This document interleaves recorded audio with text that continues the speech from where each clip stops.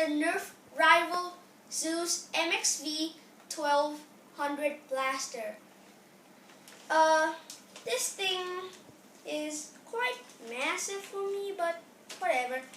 It comes with a 12-round magazine, a flip-up sight, and this thing also has a jam door which is on this side. You can open it, clear out some jams or whatever. Yeah. So this thing is motorized. That means you have to put the batteries in. If you don't, you can't rev this blaster. Or so yeah, you have to put the batteries in this way. You can just pull the tray out and put the batteries in. This, I don't know about or anything, but this thing shoots hard. Just look. Yeah.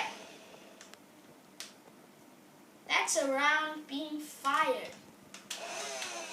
So, yep, this is the Nerf rival Zeus.